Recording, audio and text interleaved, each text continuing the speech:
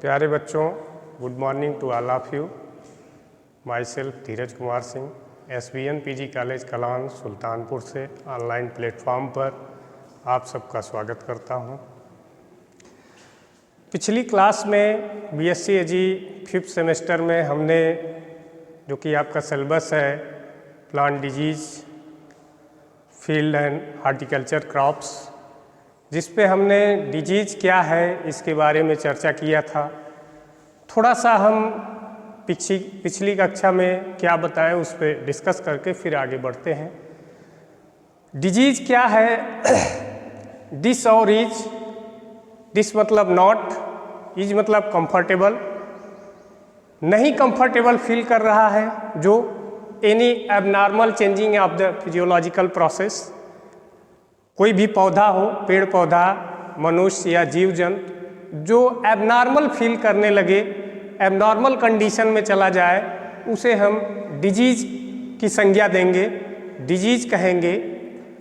अब डिजीज़ जानने के बाद कैसे हम पहचानेंगे कि डिजीज़ लग गई है, कैसे हम ये जानेंगे कि रोग लगा है? इसके लिए हमने बताया था सिम्टम शब्द पे जा कर के हमने आपको नेक्स्ट वीडियो में बताने की बात की थी। आज जो हम चर्चा करेंगे वो है हमारा topic study of symptomatology. Symptomatology means symptom का अध्ययन। जैसे डिजीज आपने पढ़ा तो डिजीज लग रही है तो हम उसको पहचानेंगे कैसे? पहचानने के लिए उसके लक्षणों के बारे में जानना, कौन कौन से लक्षण दिखाई देते हैं, कैसे दिखाई देते हैं, किस पौधे में या किस रोग के लगने पर कैसा लक्षण दिखाई देता है। इन सब बिंदुओं को हम जिस पॉइंट के अंतर्गत अध्ययन करते हैं उसे हम क्या कहते हैं? सिम्टमोमेटोलॉजी, स्टडी ऑफ सिम्टमोमेटोलॉजी, एक सरल लैंग्वेज में। अच्छा, अब सिम्टमोमेटोलॉजी क्या है एक साइंटिफिक लैंग्वेज में अगर जानना है तो symptomatology any condition resulting from disease. क्या बात कही जा रही है? एनी कंडीशन, कोई भी कंडीशन क्रिएट हो resulting from the disease. Resulting मतलब बाद में, रिजल्ट किसके? रोग लगने के। Resulting from the disease, disease के लगने के बाद की बात है। Any condition resulting from the disease, ऐसी कोई भी कंडीशन जिसके रिजल्ट्स में डिजीज का डेवलपमेंट हो रहा हो। Any conditions resulting from the disease that indicates it's occurrence. आधा आपका है, फिर इधर लिखा गया है डैश दे करके, indicates it's occurrence is called symptoms. अब यहाँ क्या है? इंडिकेट्स। इंडिकेट्स मतलब क्या होता है? जैसे आप लोग पढ़े भी होंगे, इंडिकेटर्स, सूचक। मैंने डिजीज बताते समय आपको बताया था, एक छोटा सा फिर से मैं उसको रिपीट कर दे रहा हूँ। मैं बात किया था जैसे कि आपको लगता है ह्यूमन के केस में टीबी का रोग, तो माइक्रोबैक्टीरियम ट्यूबरकुलोसिस के द्वारा, तो जब सिम्टम की बात हम करेंगे तो क्या होगा कि व्यक्ति को खांसी आने लगती है, उसकी वेदरिंग प्रोसेस डिस्टर्ब हो जाती है। ये सब क्या है? ये इंडिकेट करता है कि हम नॉर्मल नहीं हैं, अब हमारे अंदर एबनॉर्मलिटी आ गई है, रोग पनप रहा है, बॉडी के अंदर डिजीज डेवलप हो रही है। तो वही बात कही जा रही है। फिर से इस बात को समझ लीजिए, सिम्टम क्या है, सिम्टोमोमेटोलॉजी क्या है, सिम्टोमोमेटोलॉजी के अंतर्गत क्या पढ़ते हैं, लक्षण के अंतर्गत क्या पढ़ते हैं? एनी कंडीशन, चाहे जो कंडीशन क्रिएट हो रही हो, इन केस ऑफ प्लांट्स। हम किस में पढ़ेंगे? बेसिकली हमारा फोकस क्या होगा? प्लांट पैथोलॉजी को लेकर। वैसे ये सारी बातों पर लागू होता है, ह्यूमन के केस में भी, एनिमल के केस में भी, प्लांट्स के केस में भी। बट हमको जो स्टडी करना है वो प्लांट से रिलेटेड करना है। तो प्लांट से रिलेटेड करने में हम इस बात को कहें any condition resulting from the disease. कोई भी कंडीशन क्रिएट हो रही है resulting from the disease that indicates, जो क्या कर रही है, इंडिकेट कर रही है, सूचना दे रही है, it's occurrence is called symptoms. वो क्या, उसे क्या कहा जाएगा, सिम्टम कहा जाएगा, लक्षण कहा जाएगा। तो बच्चों आप समझ गए होंगे सिम्टम क्या है, लक्षण क्या है। सिम्टम्स, अब सिम्टम्स बहुत प्रकार से इस सिम्टोमेटोलॉजी पॉइंट को मैं 3 वीडियो में आपको अलग अलग पॉइंट में बताऊंगा, जिसमें मैं मेजर पॉइंट को पहले कैप्चर करूंगा कि मेजर पॉइंट क्या बनता है। तो symptoms is divided into 3 general categories. 3 general category में सिम्टम को बांटा गया है। In case of plant pathology, in case of plant symptoms, 3 general categories. Symptoms is divided into 3 general categories. 3 general category में सिम्टम को बांटा गया है। मेजर 3 ग्रुप में सिम्टम को बांटा गया है। वो तीनों कौन कौन है? पहला है नेक्रोटिक सिम्टम्स। पहला क्या है? Necrotic symptoms. नेक्रोटिक सिम्टम्स क्या है? एक लाइन में इसे समझ लीजिए। नेक्रोटिक सिम्टम्स क्या है? Cessations of function leading to death. इस पॉइंट पे आप लोग गौर करिएगा, पॉइंट शुड बी नोटेड। क्या है? Cessations of function leading to death. Leading to death कहने का मतलब टिश्यू का मर जाना, लीडिंग टू डेथ। अब इसमें तमाम पॉइंट आएंगे, ब्लाच, ब्लाइट, कैंकर, ये सब इसी के भाग हैं जो कि हम आगे धीरे धीरे बताएंगे। लेकिन एक लाइन में मैंने इसको बताया कि cessations of functions leading to death, tissue का मरना। अब वो टिश्यू का मरना कई प्रकार से होता है। आगे इसमें 8-10 पॉइंट हैं, मैं एक एक बिंदु पे चर्चा करूंगा, विथ फिगर आपको इस पॉइंट को बताऊंगा। बशर्ते इसको पहले समझिए कि कितने भाग में बांटा गया। 3। पहला क्या है? Necrotic symptoms. अच्छा, दूसरा बिंदु क्या है? हाइपरप्लेसिया ऑब्लिक, ये ऑब्लिक है। Hyperplasia oblique hypertrophy symptoms. Hyperplasia oblique hypertrophy symptoms, ये क्या है बच्चों? इस बिंदु पे आइए। कॉमन, एकदम बहुत सरल लैंग्वेज में मैंने इसको बता दिया आपको। क्या है ये? हाइपरप्लेसिया क्या है? 2 बिंदु है। पहला है, पॉइंट कर लीजिए। दूसरा, मैं समझने के लिए, हाइपरप्लेसिया। अब हाइपरप्लेसिया क्या है? हाइपर, हाइपर शब्द की मीनिंग क्या है? इक्वल टू ओवर, अतिरिक्त, ओवर। प्लेसिया का मतलब क्या है? मोल्डिंग। तो कहने का मतलब क्या हो गया? Moulding oblique formation. ओवर, अतिरिक्त मोल्डिंग होना या अतिरिक्त फॉर्मेशन होना। पौधे में आप लोग, अच्छा एक सरल लैंग्वेज में समझिए, आप देखते होंगे कभी कभी पौधे में, जैसे एग्जाम्पल के केस में आप ले लीजिए इस मटर, ज्वार, बाजरा को, तो होता क्या है कि अतिरिक्त ग्रोथ हो जाना, excess growth of the plant cell, जो कि एबनॉर्मल कंडीशन प्रोड्यूस करना। जैसे कि एक मैं ह्यूमन के केस में मैं आपको एक बता दूं, छोटा सा एग्जांपल। आप लोगों ने सुना होगा कैंसर। कैंसर क्या है?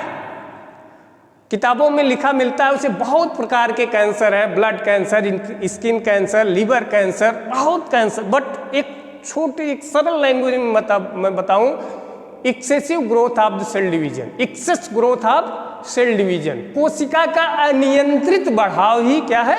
कैंसर है। जैसे आप देखते हैं, जब आप जाते हैं डॉक्टर, आप किसी आपके बॉडी के किसी भी पार्ट पर नोड्यूल्स का फॉर्मेशन होता है, गांठ बनती है, नोड्यूल्स, गांठ बनती है।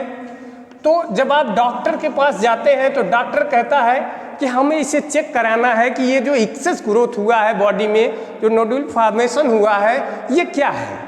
तो क्या है? अब इसको जानने के लिए वो चेक कराएगा कि भाई ये कैंसरिशियस है कि नहीं है, क्योंकि हर एक्सेस ग्रोथ नोड्यूल्स कैंसर नहीं होते हैं, लेकिन एक उसका पार्ट वो बन सकते हैं। तो डॉक्टर क्या करता है, इसी में से थोड़ा सा पार्ट काटता है और एक टेस्ट होता है in case of human, biopsy test, जिसके माध्यम से ये पता करते हैं, मेडिकली ये आइडेंटिफाई किया जाता है कि ये कैंसरीशियस सेल है कि नहीं है।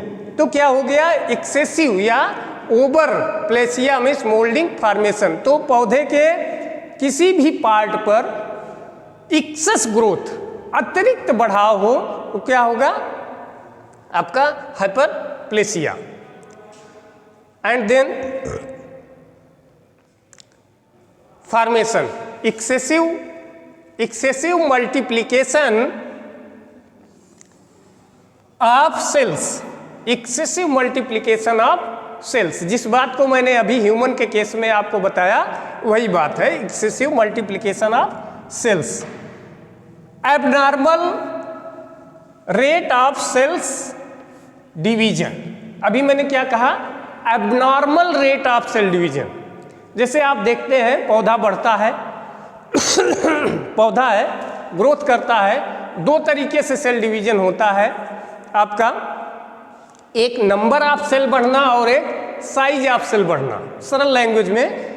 अब number of cell, size of cell में, अब इसमें क्या लिखा गया है, rate of cell division, abnormal rate of cell division. जो कोशिका सेल का डिवीजन हो रहा है, कोशिका बन रही है, उसमें एबनॉर्मलिटी कंडीशन, मतलब abnormal rate of cell division create करे कि जितना बनना चाहिए या अधिक बन रही है, कम बन रही है, वो सारी चीज़ें इसके अंतर्गत आती हैं। जैसे आप देखते हैं पौधे में स्टंटिंग हो गई, पौधा बढ़ नहीं रहा है, बौना हो गया, ग्रोथ उसका रुक गया। अब ये सारी चीज़ें किसके अंतर्गत आ जाएंगी, हाइपरप्लेसिया। दूसरा शब्द आपका क्या है, हाइपरट्रॉफी, हाइपरट्रॉफी सिम्टम्स। अब इस पे आइए, हाइपर क्या है, हाइपरट्रॉफी क्या है, बात थोड़ा सा केवल अंतर है, बहुत ज़्यादा डिफरेंट नहीं है। हाइपर ओवर जो आप वहाँ पढ़े, trophy food, excessive enlargement of cells, अतिरिक्त। जैसे आप देखते हैं ना कि जंगल में कुछ पौधे हैं बहुत पतले लंबे हो गए, कुछ की नाटे हो गए, बौने हो गए।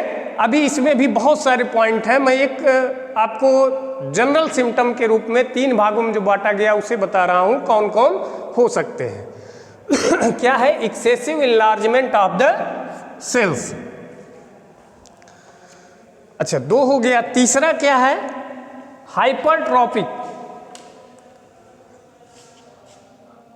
Hypoplastic symptoms. क्या है, under development or regenerations of functions. Under development, इस बिंदु पर ध्यान दीजिए, अंडर डेवलपमेंट। अंडर डेवलपमेंट कहने का क्या मतलब है, अंडर डेवलपमेंट कहने का मतलब ये है, जैसे आप देखते हैं कुछ पौधे ऐसे हैं आपको दिखेंगे, जैसे आप मस्टर्ड के केस में देखिए, कभी कभी आप देखते हैं कि पौधा बहुत ही उलझ जाता है, घूम फिर करके उसी में रह जाता है, उसका जो बाहरी ग्रोथ है, एक्सटर्नल ग्रोथ है, वो नहीं हो पाता है। आप देखे भी होंगे मस्टर्ड के केस में कि ढेर सारा प्लाट लगा है, ढेर सारे पौधे हैं, उसमें आप देखते हैं कि ये बहुत रेयर कंडीशन में आपको दिखाई देता है। 2, 4, 5, 10 पौधे आपको ऐसे दिखेंगे जो कि बहुत उसी में उलझ जाते हैं, छोटे रह जाते हैं, स्टंटिंग कंडीशन आपको दिखती है, उनका ग्रोथ नहीं हो पाता है, ग्रोथ बाधित हो जाता है, रैपिड कंडीशन आ जाती है ऐसी स्थिति में। अब कुछ सिम्टम्स हम आपको इससे जुड़े दिखाते हैं, जैसे कि है smut of bajra. Smut of bajra आप बच्चों देख पा रहे होंगे, ये आपका आइडेंटिफिकेशन का भी है, प्रैक्टिकल्स में भी आपको दिखाया जाएगा। आपको इसको वहाँ पर ये चीज़ें लिखी नहीं रहेंगी कि ये क्या है, आपको पहचानना होगा, इसका लक्षण लिखना होगा, किसके कारण होता है, इन सब बातों पे बताना होगा। आप ध्यान से देख लीजिए, गौर से देख लीजिए, क्या है स्मट ऑफ बाजरा। यह आपके आइडेंटिफिकेशन में भी एग्ज़ाम, प्रैक्टिकल्स एग्ज़ाम में ये रखा जाएगा। आप अभी इसको ध्यान से देख लीजिए। इसको पहचानेंगे कैसे आप, इसमें कैसा इसका सिम्टम दिखाई दे रहा है, क्या इसके लक्षण है, किसके द्वारा होता है, इन सारी बातों पर आपको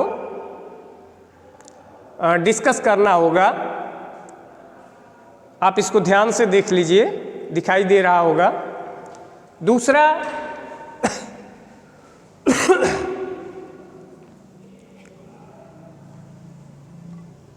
आप है white blister of crucifer.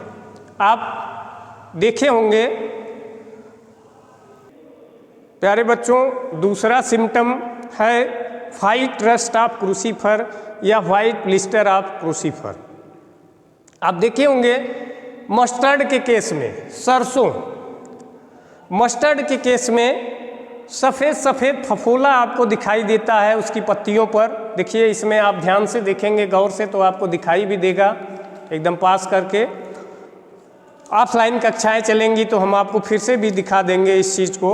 Online में आप पहले इसको देखिए क्या है व्हाइट ब्लिस्टर ऑफ क्रूसीफर। आप देखे होंगे, थोड़ा सा इस पर डिस्कस कर लेते हैं। जैसे मस्टर्ड के केस में फील्ड में आप जाते हैं, देखते हैं, इस समय सीजन भी चल रहा है आपका, आप देखेंगे बहुत कॉमन इस समय आपको ये सिम्टम दिखाई दे जाएगा।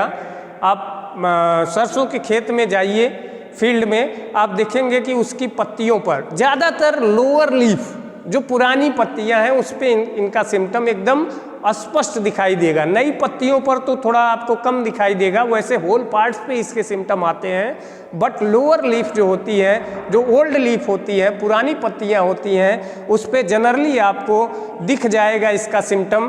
क्या होता है कि सफ़ेद सफ़ेद फफोले आपको दिखाई देते हैं। आप जाइएगा फील्ड में देखिएगा भी, आपको सफ़ेद सफ़ेद फफोले दिखाई देते हैं।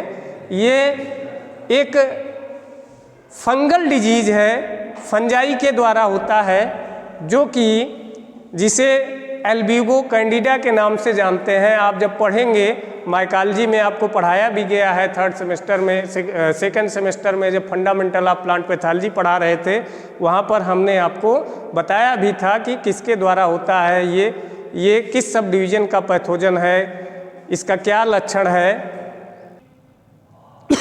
तो प्यारे बच्चों, हम चर्चा कर रहे थे व्हाइट रस्ट ऑफ क्रूसीफर पे। फिर से इस सिम्टम को एक बार हम फिर से बता दें। मस्टर्ड के केस में सरसों के पौधे पर आप जाएंगे, इस समय सीजन भी चल रहा है, आप देखेंगे जो ओल्ड पत्तियां होती हैं, पुरानी पत्तियां होती हैं, उस पर आप देखते हैं सफ़ेद सफ़ेद फफोला आपको दिखाई देता है। अब ये किसके द्वारा होता है? ये एक फंगल डिजीज है, फंजाई के द्वारा होता है। कौन सा? Albugo Candida, white rust of crucifer, causal organism है एल्ब्यूगो कैंडिडा। आप नोट कर लीजिएगा, लिख लीजिएगा किसके द्वारा होता है white rust of crucifer, Albugo Candida.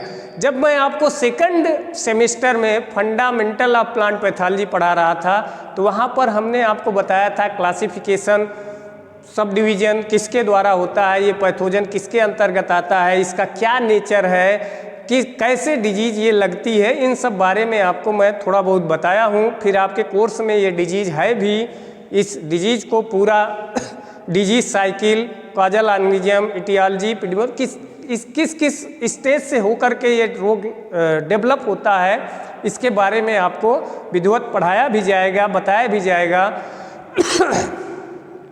तो अभी के लिए ये व्हाइट रस्ट ऑफ क्रूसीफर। अच्छा, अभी मैंने आपको बच्चों बताया सिम्टोमोमेटोलॉजी क्या है।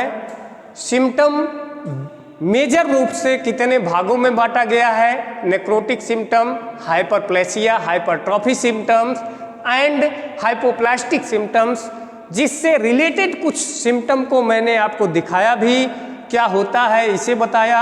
ये आपका सिम्टोमोमेटोलॉजी का फर्स्ट पार्ट है। सेकंड पार्ट में हम चर्चा करेंगे बच्चों कि नेक्रोटिक सिम्टम के अंतर्गत क्या क्या आता है, हाइपरप्लेसिया के सिम्टम के अंतर्गत क्या क्या कौन कौन से सिम्टम आते हैं, और हाइपोप्लास्टिक सिम्टम्स के अंतर्गत कौन कौन सिम्टम आते हैं। इन सब को डिस्क्राइब करेंगे एक एक को उठा करके कि नेक्रोटिक सिम्टम के अंतर्गत कौन कौन आता है, हाइपरप्लेसिया के अंतर्गत कौन कौन आता है, हाइपरट्रॉपी के अंतर्गत कौन कौन आता है, हाइपोप्लास्टिक के अंतर्गत कौन कौन आता है।